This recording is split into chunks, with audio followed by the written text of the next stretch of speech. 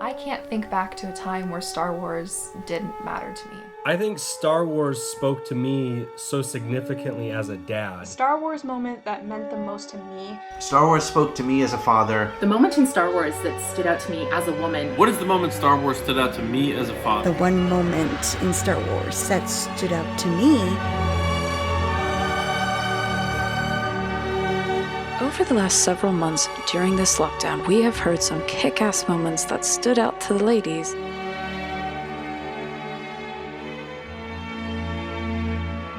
And powerful moments that moved the fathers in the Star Wars fandom.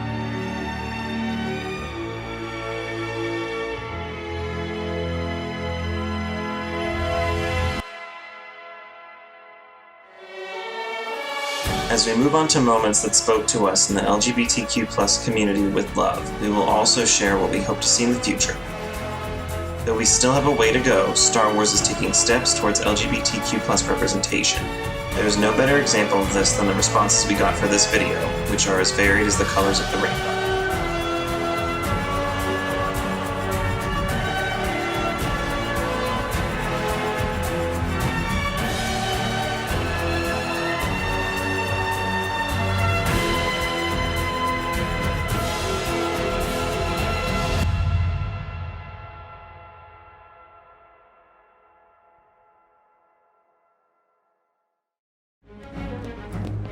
Turn here. Listen carefully. If you do exactly as I say, I can get you out of here. What? This is a rescue. I'm helping you escape. Can you fly a TIE fighter? You with the Resistance? What? No. I'm breaking you out. Can you fly a TIE fighter? I can fly anything. Why? Why are you helping me? Because it's the right thing to do. You need a pilot. I need a pilot. The moment that stood out to me was, I wouldn't say it was so much of a moment, more so as as two characters, and those characters are Finn and Poe, starting with The Force Awakens. Hey, what's your name? FN2187. What? That's the only name they ever gave me. Well, I ain't using it. FN, huh? Finn, I'm gonna call you Finn, is that alright? Finn. Yeah! Finn, I like that! I'm Poe Dameron. Good to meet you, Poe. Good to meet you too, Finn! I didn't really think of it at first, watching the movie, but after the movie had come out, and over time, the ship of Storm Pilot kind of just took on, just from the moment it released, I just was so convinced. I was like, yeah, these two are totally a couple. That's one hell of a pilot! Woo-hoo! And you can't convince me otherwise. And so and then seeing those two characters continue on in The Last Jedi and in The Rise of Skywalker, I was just like, yeah, they're totally a couple. Buddy, so are you. What happened to you? What happened? I got thrown from the crash. I woke up at night, no you, no ship, nothing. You completed my mission, Finn. That's my jacket. Oh. No. Keep it suits you. And John Boyega and Oscar Isaac are definitely pushing for that, and you can definitely see it. And it's unfortunate that it's not technically canon, but, if there's one thing I've learned, it's that you as a Star Wars fan get to make up your own canon. And I guess you could call it headcanon, but whatever you want, whatever you see as canon, that's it. So I'd say Storm Pilot has been the one thing for me that has stood out, and I definitely see them as a couple. I don't see them as anything less. Storm Pilot is definitely the one for me. The thing that stands out and that I feel represented and seen through those characters. And, as a couple, much more. I'll tell you later. You mean when Poe's not here? Yeah. We're gonna die in sand burrows and we're all keeping secrets? I'll tell you when you tell us about all that shifty stuff you do. And in the future, I would just want to see something LGBT canonized in the Star Wars lore. Just whether it's in a book or if it's, preferably on screen in a show or in a movie. I don't know why it's taken this long. I don't know what the what the hesitation is about. I understand, like, you know, there was an LGBT kiss in The Rise of Skywalker, which is great. It was only 1 second, though, and I'm not gonna be that person that's ungrateful when they're given representation, because I think that's amazing. That's, like, groundbreaking that we got that. But we need more. We need more than just that, and I think, you know, making Storm Pilot canon is still possible. You know, all it takes is a comic or a book, and it doesn't take much.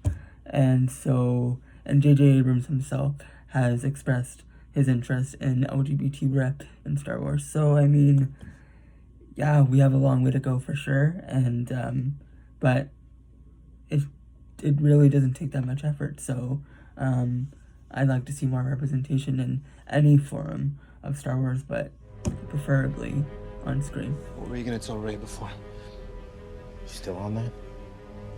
Oh, I'm sorry, is this a bad time? It sort of is a bad time, Paul. Well, it's later. It doesn't work like an option. If you're gonna let something off your chest, maybe now's not the worst time. I'm the spy. I knew it! No, you did not.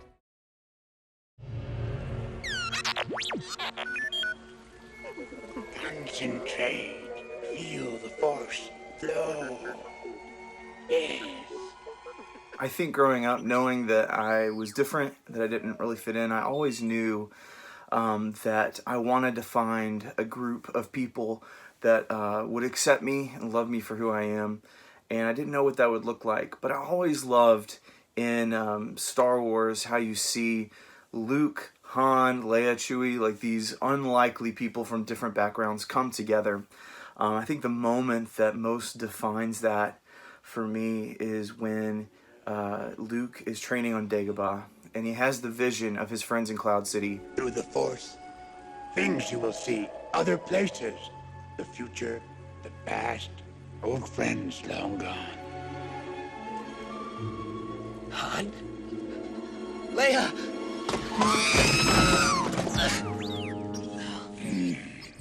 And he knows that there's pain and that there's anguish ahead, but in that moment, he has to choose, you know, am I going to continue my training here, basically fulfill this destiny, or am I going to choose to come to the aid of these people who I essentially have chosen as my new family? I mean, you think he's left home, he's lost the only family that he knew, and even at this point, he didn't know that Leia was his sister. So in that moment, you know, you see this anguish where he's like, you know, what do I do? But then the next scene that it comes back to on Dagobah is him loading up his X-Wing. And even Obi-Wan's like, wait, be patient, Luke. And he's like, Han and Leia will die if I don't. And I love that picture of choosing them. And the last warning that Obi-Wan gives him is, don't give in to hate.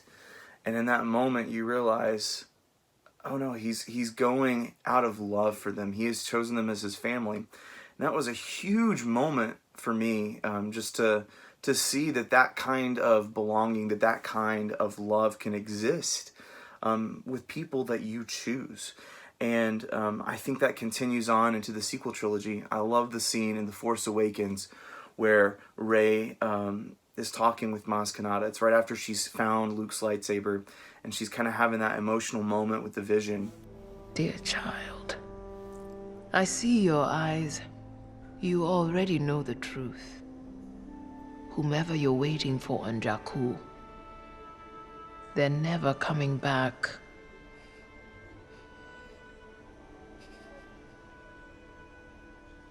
But there's someone who still could. The belonging you seek is not behind you, it is ahead. And as a queer person, that has meant the world to me, knowing that, like, no matter what I've come from, if I've come from hurt or hate, that I have this chosen family that I can look to ahead. And I would love to see, you know, down the road, more queer representation in Star Wars, and see actual, like, main characters that are proud of who they are and are not ashamed. But, you know, this world has always been one that I could escape to. It's always been one where I see, diversity, and it's the perfect place for someone like me who just wants to find that escape and that belonging through the arts. That boy is our last hope. No. There is another.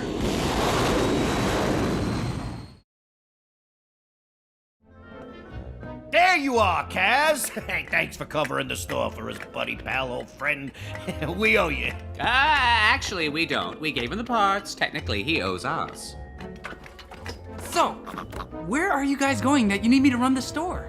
Oh, it's a long story with a tragic ending. We're visiting my mother. Now, minding the store is simple, so pay attention. Take their order, take their money. Customer's always right, take their money. When in doubt, take their money. I was surprised how hard I had to think about this question, because it should just be easy curveball, right? Because as a person, Ahsoka Tano has always spoke to me. I've always connected to her character. Ahsoka and the Clone Wars are the reason I'm in the fandom in the first place. It's the reason I have my podcast. There's a reason I have an Ahsoka tattoo on my arm. But as a queer person, I had to think really hard about this.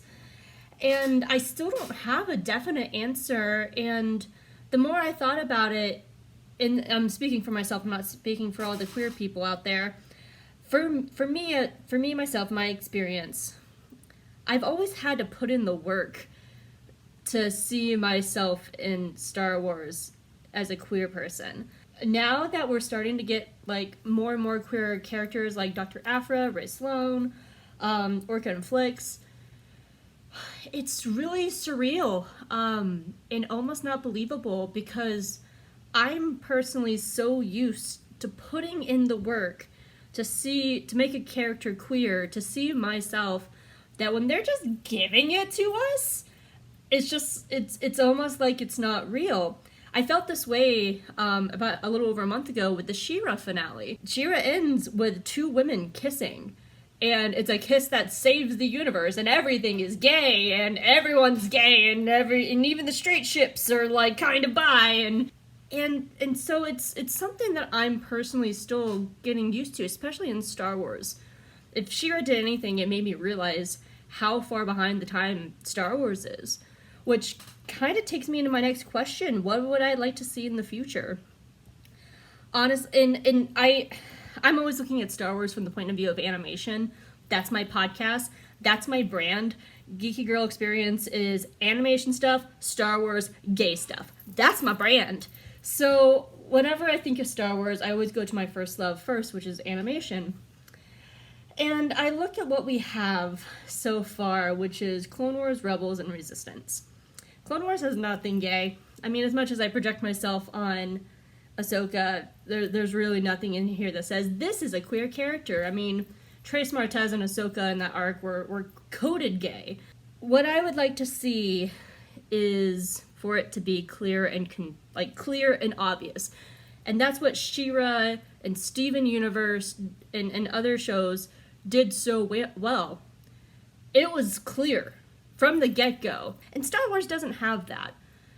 And I've been really looking hard at Resistance lately. And of course we got confirmation outside the show with Justin Ridge, the series producer, saying Orca and Flix are together. They are a gay couple. Cool.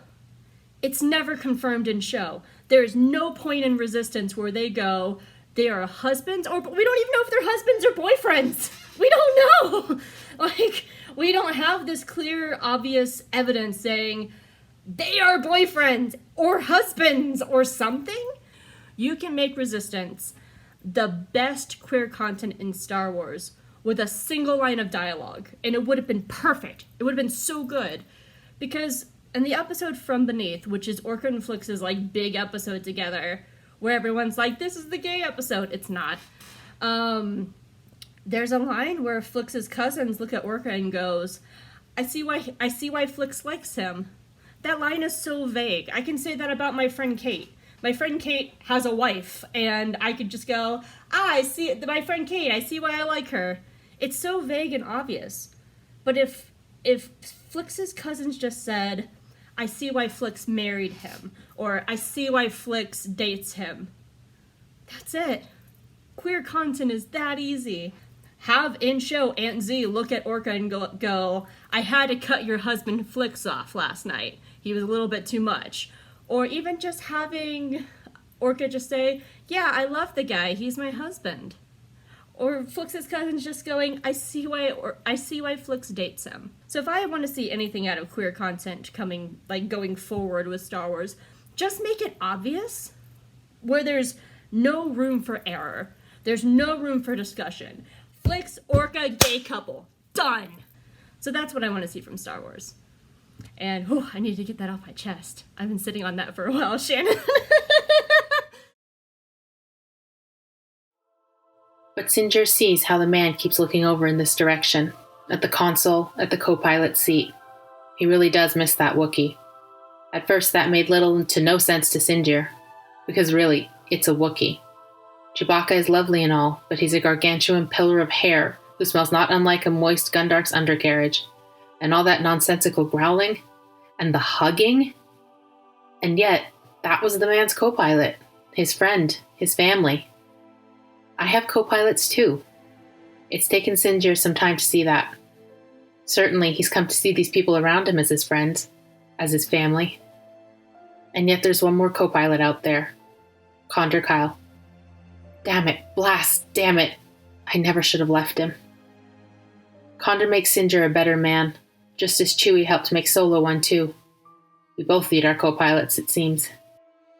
A lot of my followers will be surprised that I am not talking about Poe and Finn, even though I do still believe those two love each other, and that their moment in The Force Awakens, as evidenced by my shirt, is one of my favorite moments in the sequel trilogy.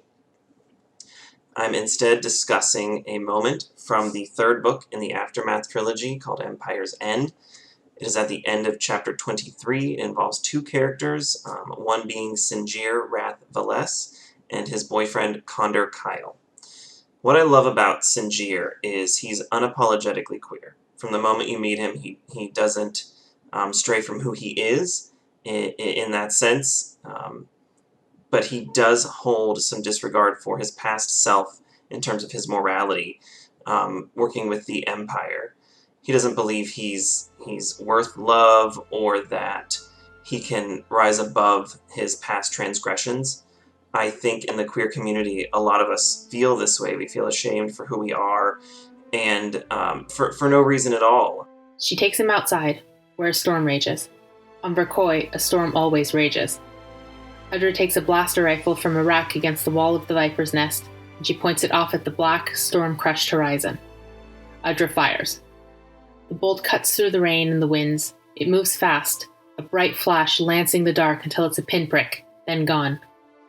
You must be like that, she hisses in his ear. You are that bolt of searing plasma. You will always be unswerving, no matter the rain or the wind, no matter how hot or how cold. Through the air, through the void, you must be the brightest beam of light. Only then will the truth be out. We're being ourselves, and I think we deserve true happiness, and that's something Sinjir struggles with himself, even though he is a tough guy who always does the right thing. He thinks, I can't do that. That's not me. I'm the bad guy because of my past. In this particular moment, he is joining some of our other rebel heroes to save his boyfriend, Condor, in the middle of an operation. And in this moment, he realizes how deeply he loves Condor and that he is able to receive this kind of love. He is worth it. I am the brightest beam of light. And that light now shines on Condor Kyle. Everything focuses on that point. Condor at the far end of the warehouse, kneeling on the floor, his head down, hands bound behind him. Beyond him, another figure, a child in a metal cage. A child with a bobbing, wobbling head atop a white stock neck. Nimtar's child, abducted and kept close. No sign of the Jerba, but Sinjir can't give one hot damn about that. Truth be told, he cares nothing for the child either. The only one he cares about is Condor. A massive Herglix stands by the slicer, rubbery mitt grabbing the back of Condor's head. The monster wrenches his head backward, and now Sinjir can see Condor's bruised, nose-broken face. The Herglix's massive maw opens and roars a threat. Come closer and I'll break his neck. I am the brightest beam of light. Even as the brute finishes his threat, Singer is already firing his blaster. The plasma bolt spears the air. The Herglick tightens his grip. Don't you hurt him, don't you dare hurt him. Condor cries out, his eyes going wide. No, no, no. The plasma bolt punches through the Herglick's roaring mouth and out the back of his head. The Herglick moans, the bleeding cry of a dying Iowa, and drops backward like a stack of crates. Condor topples over to the side, unmoving. Singer's footsteps echo in time with his own pounding heart. He drops to his knees, sliding forward to scoop Condor up, cradling him. The Slicer's head flops lifelessly to the side, and Singer feels his eyes burning hot tears. Condor's one eye wrenches open. He gasps.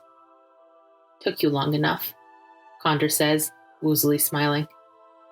Singer stoops and kisses him. His long-fingered hands pull the other man's scruffy face into his own. The moment lasts forever. And so when he does save him, it's kind of a point in his character where he values himself, which I think is very important for all of us to understand and come to terms with. We are valuable and we do deserve this love. And for a man who wasn't quite comfortable with being bi when I was reading this book, it really spoke to me that if he could overcome these past trials of his life where he just thought he was only the bad person, and to truly teach himself that he is worth this love, I said, why can't I have that? You know what I mean? And so since then, it's really helped me become who I am and seek that happiness and realize that I am worth that happiness. I think moving forward, Star Wars has a lot to do in terms of representing the queer community in live action or even something like animation or a video game. We see a lot of these characters in books where I took my moment from. But I think in the future, we'll have a lot coming down the pipeline. I think we have a lot to be excited about concerning Star Wars, and I really feel like they're moving in the right direction for us, and I can't wait to see where it goes. So, what was the moment that Star Wars spoke to me as someone from the LGBTI community? This is a really big question that challenged me to provide a satisfying answer. After much consideration, I'd have to say that in all honesty, there's no singular moment that speaks to me. We're all individuals, and subjectivity in art can trigger a diverse range of emotions. One man's trash compactor is another man's treasure. More than providing a singular connecting moment, like a good parent, the Star Wars universe always leads by example.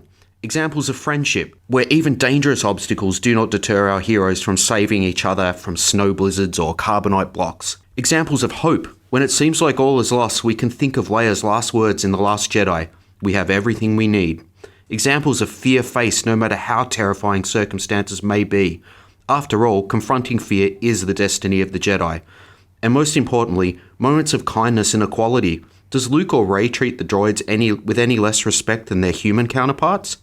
No. In fact, in a universe where your droids aren't welcome, our heroes always treat BB-8, C-3PO and R2-D2 with the same equality and respect. We're all on our own hero's journey, and sometimes the world can feel like it's against us just because we're part of the LGBTI community. It's times like these that I try to remember the examples Star Wars has shown me. Friendship, kindness, confront your fears, and most importantly, hope. As we move into the future with new books, comics, TV series and films, I'd like to see more representation, not just LGBTI, but different nationalities, people with disabilities, people that look and sound different to me. Let's not stay content to see the same old stories told through the same old lens. I'd like to see Lucasfilm stop leaning into these so-called social norms and challenge us with fresh points of view and remember what a vast and endlessly diverse galaxy they have to play in. May the Force be with you, always.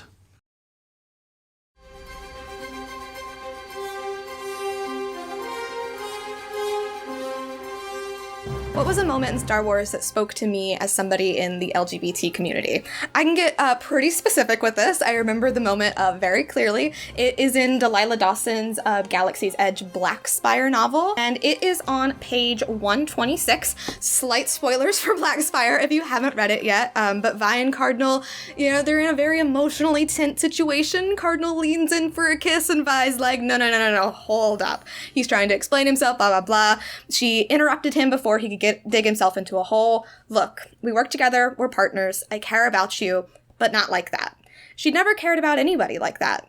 Men or women never had such urges, but he didn't need to know that now. This is the moment that we find out that Vi Moradi is asexual, and in my knowledge, this is the only time it's ever happened in Star Wars. I think before this, if you were to think about, if there are asexual characters in Star Wars, you would probably think of droids, which is a little bit annoying because I know a lot of people on the ace spectrum do go through this transition where you feel like you're less of a human, maybe you're broken, maybe I am a machine kind of thing. And so I'm really glad that we finally get to see a flesh and blood human be an asexual character in Star Wars. This moment isn't perfect, though. It is a little bit bittersweet. I do think that the Vi Cardinal ship was baited pretty hard, and I kind of feel like the ace representation was slipped in there to kind of shut the ship down more than it was to give us that good representation. I'm really hoping that down the line, if we get more of Vi's story, we can dig into it a little bit more. I kind of have a sinking feeling that it's going to be more of like a throwaway trait about her, but I'd really love to see her kind of get into it because asexuality is a very broad spectrum and there are a lot of intricacies, there's a lot of complexities within it. It's definitely not cut and dry like some people assume. So I really hope we can get more of that in the future. There are some other great books out there that do asexuality really well. There are some that do asexuality not so great. So I am hoping we can get more of that in Star Wars, and I'm interested to see if we're going to get any more characters added to the mix. I've recently discovered that it is some people's headcanon that Jyn Erso is demisexual, which is on the asexual spectrum, so that's pretty exciting too.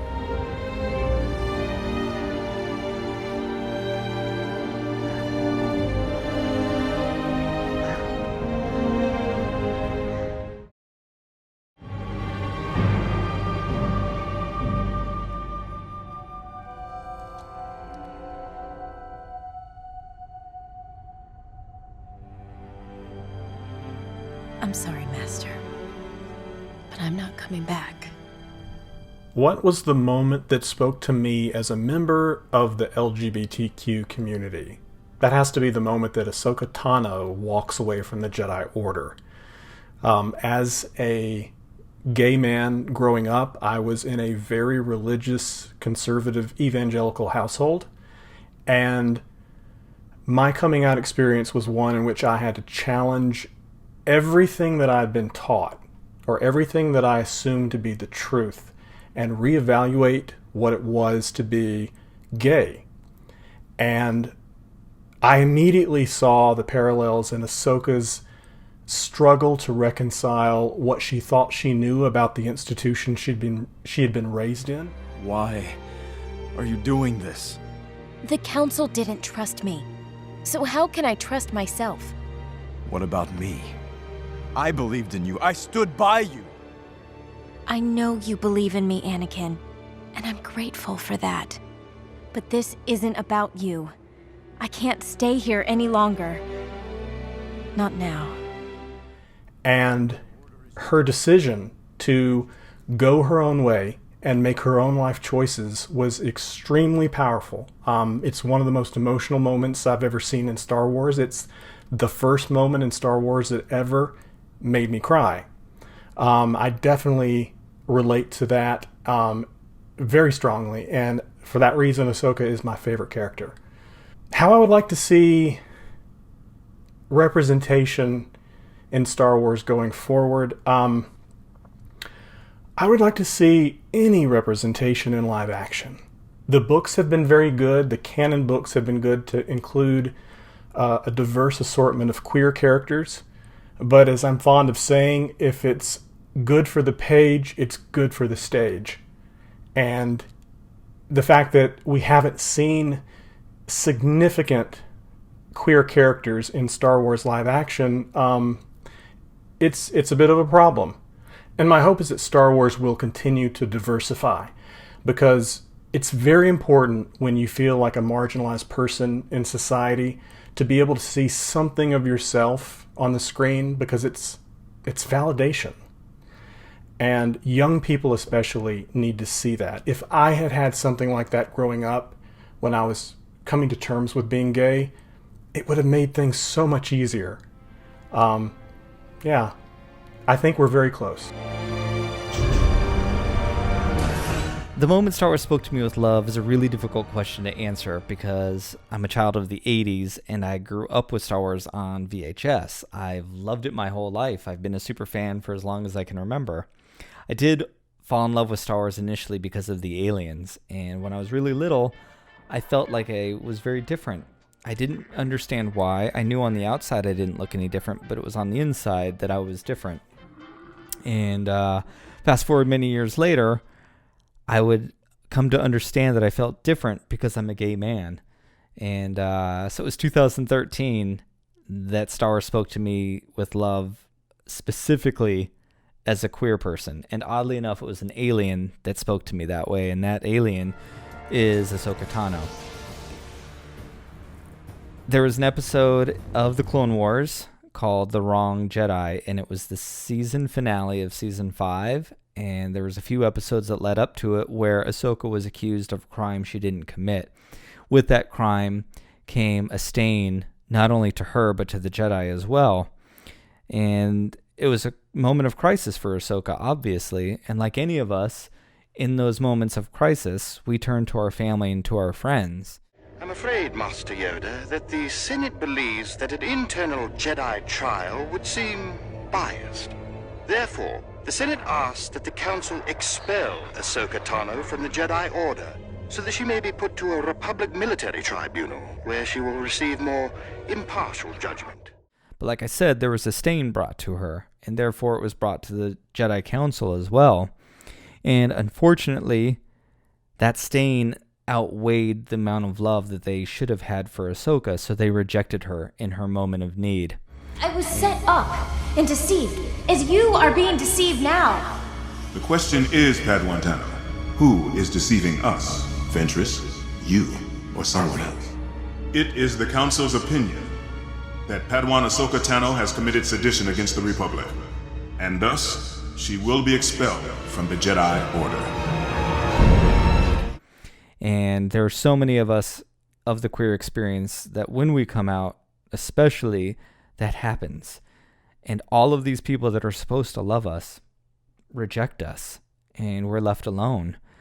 And there's the very last shot of this season is her walking down a set of stairs into a sunset, not knowing where she's going to go. And it's the most beautiful moment of any and all Star Wars, because all of us queer people have been there. We've looked to a future and had to walk away from our past on our own and not knowing where we're going to go, but we know we're alone. And pride is a really important word in my community, and it's something that we've had to earn ourselves. It's not given to us. We have to earn it ourselves, and we have a lot of help as we come out and find other queer people and build our found families, but it's something we have to get on our own. And there was a scene in this episode as well when it's determined and it comes to light that she was wrongly accused, that she's not this bad person that they said that she was. And so she comes back to the council and they're all open-armed, ready to accept her, saying, "Isn't it great that you can come back now?" The council was wrong to accuse you. You have shown such great strength and resilience in your struggle to prove your innocence. This is the true sign of a Jedi Knight. This was actually your great trial. Now we see that. We understand that the Force works in mysterious ways. And because of this trial, you have become a greater Jedi than you would have otherwise. And this moment changed my life forever.